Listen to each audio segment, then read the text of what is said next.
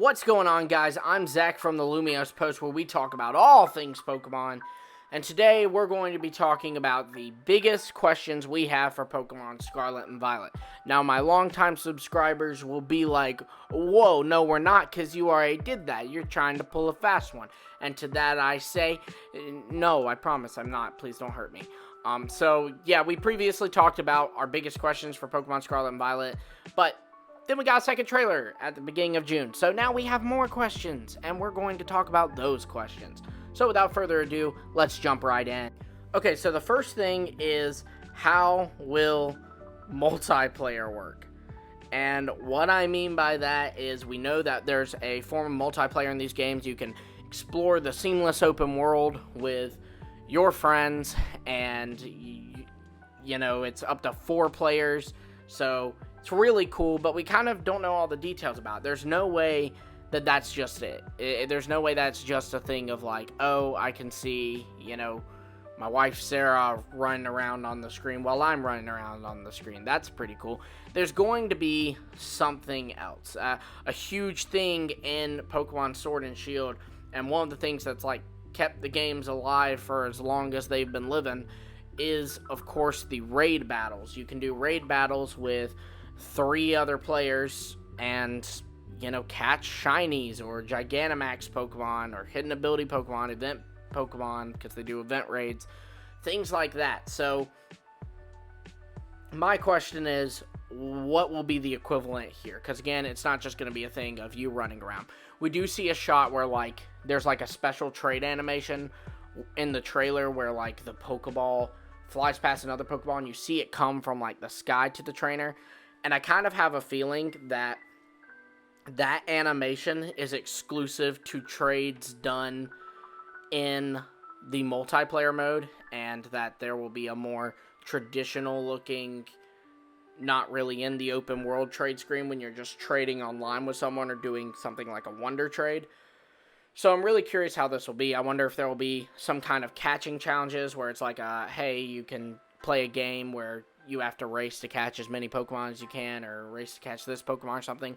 I'm just really curious what this multiplayer mode entails, because again, cannot stress this enough, it's going to be more than just you can see them on your game. That's nothing special. Sword and Shield did that with way more than 4 players. Now, it was extremely laggy and there were glitches and all, but there's going to be more here. So I'm just very curious as to what that will be. Now, moving into the next thing, this is something that we actually saw in the multiplayer mode, is following Pokemon. We see that in the shot of the people exploring the open world, they meet up with their new Scarlet and Violet starters and their Pikachu and go running around. At the end of the trailer, we see the character running with a Pikachu running behind them. The end of the gameplay part of the trailer, that is. So, is following Pokemon returning? See, this would be like an obvious yes to me, but usually this is a feature that they very much want you to know about. When they reveal it, you know, they let you know, look at that, you can travel with your Pokemon. They did that with Brilliant Diamond and Shining Pearl. They made sure you know you can travel with your Pokemon. They kind of didn't make a big deal about it here, so it's making me wonder, is it locked to the multiplayer feature only? Are there certain spots where it is? Very curious to see how that works out, but hopefully it's all around the game, any Pokemon, whatever. So that's pretty exciting, but again, I would like confirmation on following Pokemon and any limitations on that.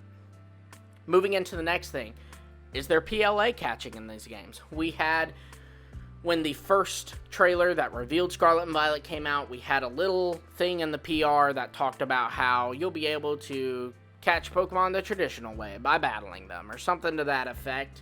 And so it kind of left us all going, oh, so no PLA catching. But in this trailer, we see 2 things that are kind of glaringly evident, and I covered this in my Pokemon Sword and Shield, or Scarlet and Violet, second trailer breakdown. So if you want to see that video, of course you can check that out. But in the shot, we see a trainer creeping up on a Smoliv. If you just battle Pokemon now Why do you need to creep up on them? What's the effect? I guess they could still run away and run off and you not be able to battle them, but I don't know. That just felt a little fishy.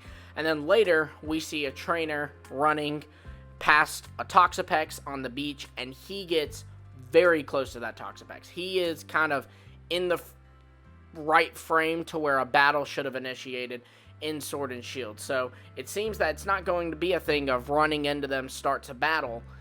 You're going to have to send out your Pokemon to battle. So if you could send out your Pokemon to battle, why wouldn't you be able to just chuck a Pokeball? I'm very curious if that'll be a thing. Would love to hear more on that. Moving into the final thing, how will the innovation versus tradition theme fit? And now some of you are immediately like, because the professors clearly represent that and the legendaries represent that, you idiot.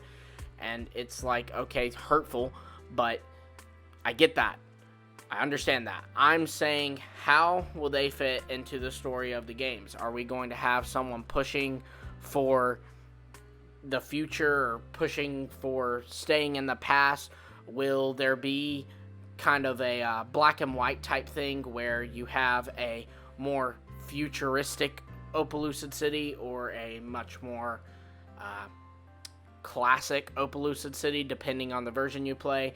And then later there's like a Black City if you're playing this version, but a White Forest, more traditional, if you're playing that version. So I'm very curious if there will be some glaringly evident differences in these games. And it kind of does seem like it already, because for the first time ever, we have two professors that are completely different depending on the version you play. And the wording implies you won't even meet the other in your version. You know, in the past, we've had trainers still pop up in the opposite version of the games. Like in Black and White, even though the 8th gym leader differs depending on version, you still will meet both Iris and Drayden depending on the game.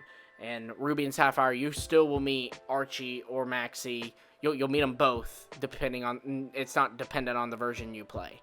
So we thought that would be the case with the professors, but it says on the website that, you know, in Pokemon Scarlet you'll meet this person, Pokemon Violet you'll meet this person, seemingly implying that the other won't pop up in the other version. So that's kind of interesting. Very curious, again, how this innovation and tradition thing will play out. On that note, be sure to drop in the comments below what you think the answers to these questions will be, as well as your biggest questions from this second Pokemon Scarlet and Violet trailer. Be sure to also like, subscribe, and hit the bell for notifications. We talk about all things Pokemon here. When these questions get answered, we're going to cover it. And when the next trailer drops and inevitably leaves us with more questions, we'll be asking those too. So, again, you don't want to miss that. Like, subscribe, hit the bell. Until next time, I will see all of you later.